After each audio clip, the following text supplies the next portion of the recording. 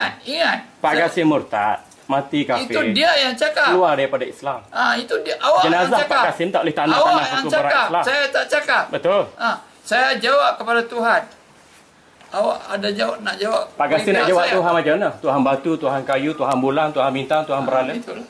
Kita jawab dengan Allah. Ini nak apa main songlap, Bukan main solat Pak Qasim. Main songlap Tadi Pak Qasim kata bersaksi. Tolong jangan saya tak. Lepas tu kata Tuhan banyak. Balik.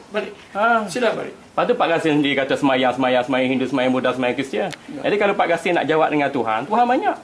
Kita jawab orang Islam kita dengan Allah. Kalau pegang Quran, pegang Allah. Tuhan yang Saya nak datang, nak bincang, nak cari titik persamaan. Jadi Tuhan kalau kata saya murtad. Kalau Pak Qasim kata tak nak pegang Tuhan Muhammad, kata saya murtad. Ya. Sebab tak pegang Muhammad Rasulullah. Sebab kata 40% hadis tolak. Saya nak jawab kepada Tuhan kah? Tak perlu jawab pada saya pun tak apa. Bukan. Tapi tak. ini bukan. Saya tak jawab kepada siapa pun. Saya jawab kepada Tuhan yang tak Esa. Saya tak rugi apa-apa. Dia orang pun tak rugi apa-apa. Sila balik. Sila balik. Tak ada masalah Pak Qasim. Kita boleh balik. Tapi ingat Pak Qasim, kalau tak berpegang pada hadis, tak berpegang pada ulama, kalau Pak Qasim pegang pada dalam semak. Kalau Pak Qasim Kristian dengan Hindu. Kalau Pak Qasim pegang pada doktrin ini, Pak Qasim akan mati dalam keadaan hina. Azab Allah lebih besar daripada apa yang Pak Qasim tanggung sekarang ini. Saya akan tanggung. Ya. Awak tak akan tanggung untuk saya. Jadi jangan cakap. Tak apa. Jangan cakap. Itu peringatan. Pergi balik. Apa kita boleh balik Pak Qasim, tak ada masalah. Semua kami sayang kat Pak Qasim. Kami cuma kerana saya nak memahami tapi saja. Saya cakap ini atas kebenaran, atas ayat Quran. Tak apa Qasim.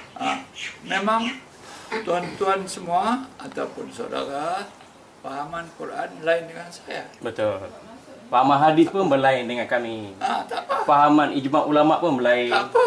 Alhamdulillah. Tak apa Pak Qasim. Kita ada garis panduan pembatas yang jelas. Tak apa. Tuan kata saya murtad. Tak apa. Bukan yang saya kata. Itu majlis agama.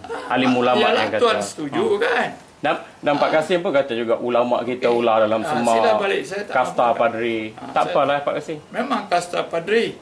Dalam Islam kita tanggungjawab kepada Tuhan. Tak boleh cakap begitu. Iyalah. Kalau saya kata tak boleh cakap begitu. Kalau saya kata agama Hindu dengan Kristian.